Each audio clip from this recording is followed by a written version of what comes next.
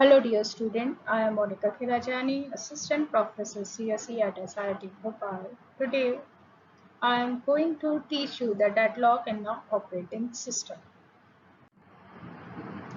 The outlines of today's lecture is what is deadlock, what are the necessary conditions for the deadlock, what methods are required for handling the deadlock.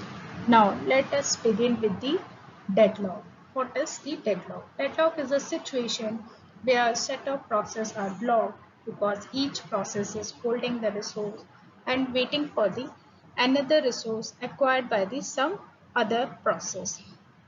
I can explain with an example as here I have mentioned the two examples.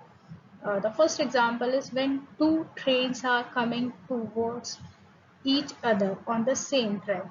Then, as in this case, as we know, the none of train can move once they are in front of each other because there is only one track.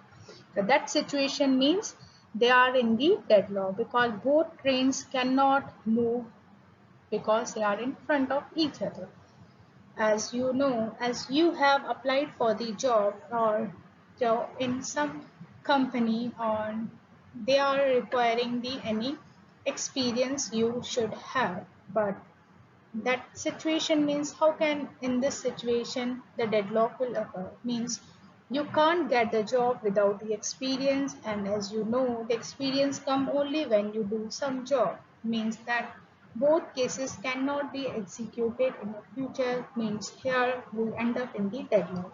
I can also give the one more example. Suppose you want to open the account in a bank and bankers tell you that first you deposit the sum amount and I will open the account, but you are also saying at the same time first you open the account then I will deposit the account. In both situations account can't be opened because here we have this different condition to execute the sum event, means here we can say the deadlock occurred.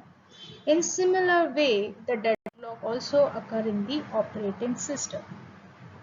Okay, as you see in the block diagram, when two or more processes need some resource to complete their execution that is held by the other process. But here you can see the process P1 is using the resource or holding the resource 1 on the same time they are requesting for the resource 2 which is already held by the process 2, and process 2 at the same time requesting for the resource 1.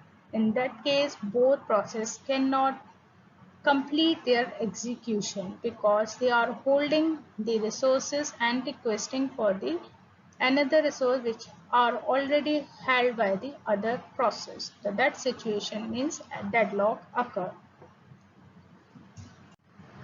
Now, what are the necessary conditions for the deadlock? Means when the deadlock can arise. There are the four necessary conditions for the deadlock. If these four conditions hold simultaneously, in that case deadlock will arise. What are the four necessary conditions for a deadlock?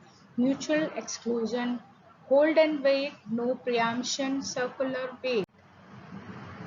Now, what is the mutual exclusion? As you can see in the block diagram, the one process is using the resource 1 and that resource cannot be shared by the another process on the same time. That means this situation is the mutual exclusion for the deadlock.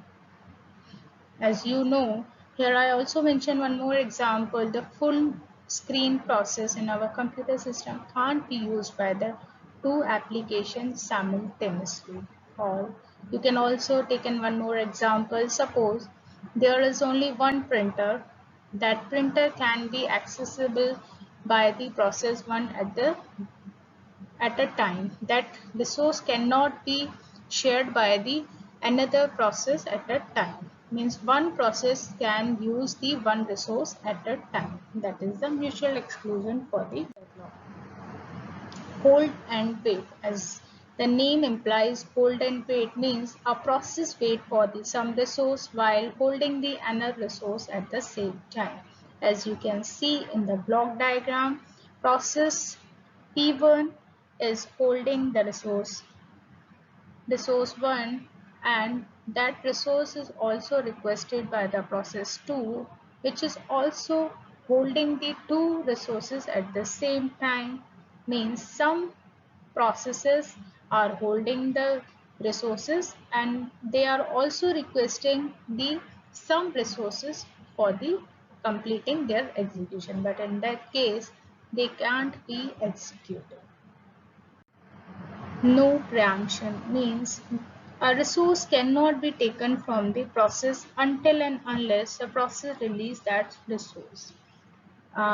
Means you can see an example if, as you know, if your speaker is running an audio, after some time you click on the some other audio, it start playing. But in this case, as the name implies no preemption, if no preemption was allowed, we would have to wait for the first audio to end up. Then we, in this case, it was on the loop and we will end up in the deadlock.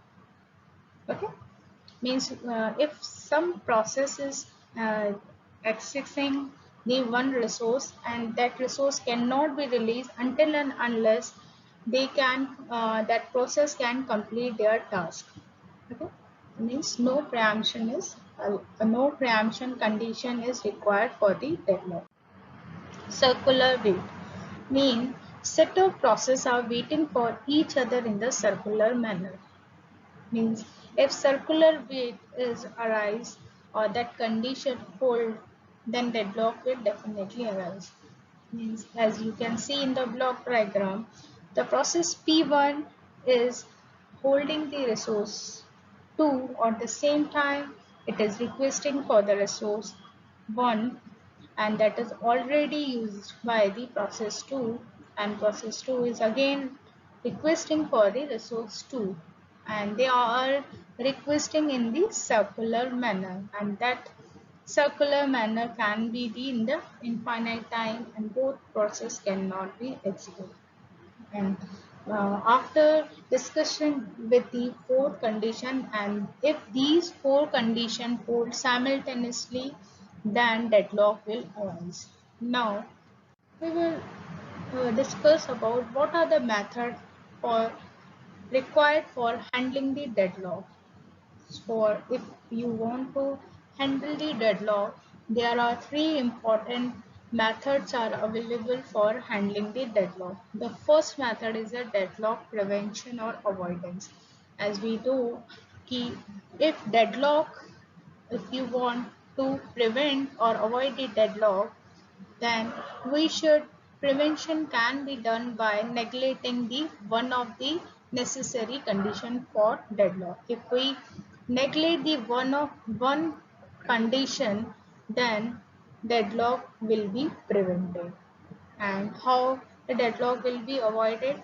For avoidance, we always make some assumption and we need to ensure that all information about the resource which process will need are known to us prior to execution of the process. So we can avoid by using the famous banker algorithm to avoid the deadlock avoidance. So in the next lecture, we will discuss how we can avoid the deadlock by using the banker algorithm. The next method is the deadlock detection and recovery. Detection, as the name suggests, detection or recovery means, as we know, if there is no preemption and if there are four conditions occur or hold simultaneously, then deadlock will definitely occur. But if we allow one condition, means preemption, if we allow to do the preemption, then we can handle it once it occurs. In this way, we can recover the deadlock. The first and the foremost used condition for the deadlock handling is ignore the problem altogether. This is the most important deadlock handling method which we already use in a daily life. As we know, If there are some application are running simultaneously, and that case, if one condition or if system is not working, that situation is considered as a deadlock. In that case, in that situation, we basically do, we restart the system or we reboot the system. So in this way we can handle the deadlock. And this is the ignore the problem altogether. This approach is basically used by the both Windows and Unix for handling the deadlock. Thank you so much. Stay tuned and keep learning with SIRT Bhopal.